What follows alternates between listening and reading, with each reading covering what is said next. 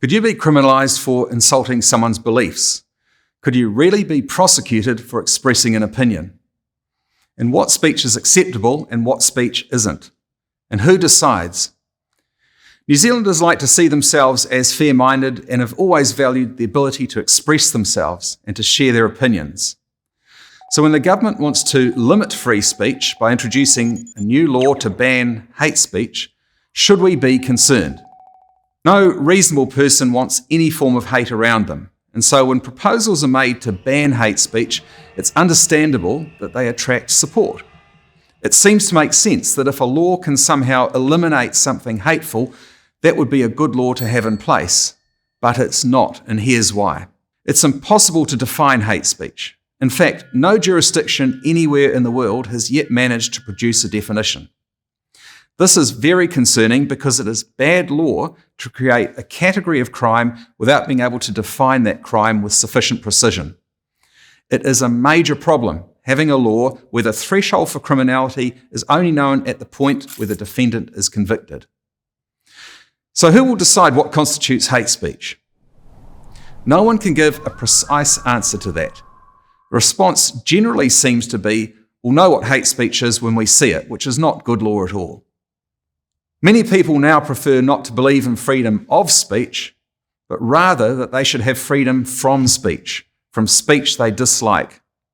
We see this when sensitivity-based censorship attempts to ban anything deemed hateful or even hurtful. We've seen speakers on our university campuses disinvited or banned from sharing their opinions. Even books that might make people feel uncomfortable are now accompanied in some overseas universities with warnings. Overseas experience has shown that hate speech laws have a halo effect. That is, they tend to stifle speech that is not illegal because of the possible fear of prosecution. Imagine road laws with strict penalties for speeding, but no speed limits in those laws, or no speed limits posted on our roads. Just a vague sense that the courts might get to decide on a case-by-case basis if you were speeding or not. You could never know if you were breaking the law and what the consequences would be. Did you know that there is already protection in place?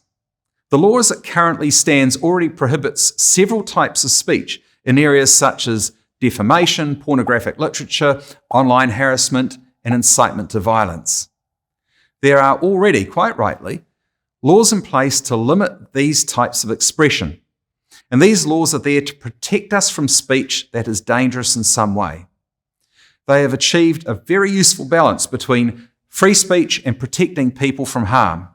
So it's not as though there are any shortcomings with current speech legislation that are forcing new restrictions to be introduced.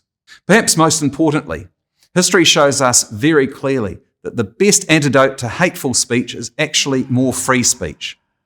Freedom of speech has been essential in the success of significant past reforms, such as the abolition of slavery, the right for women to vote, the American Civil Rights Movement, opposition to apartheid in South Africa, and the formation of the Waitangi Tribunal.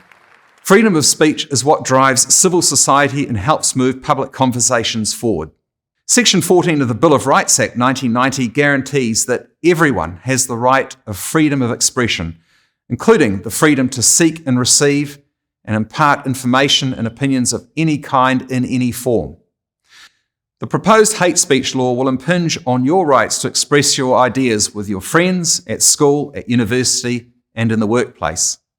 Criminalising hate speech might be superficially seductive, but the repercussions are terrifying and ultimately damaging to society. The freedom to exchange ideas, disagree and debate with each other in a respectful way is crucial to a healthy society. This is Paul Moon for The Common Room. To see more videos like these, subscribe at commonroomnz.com.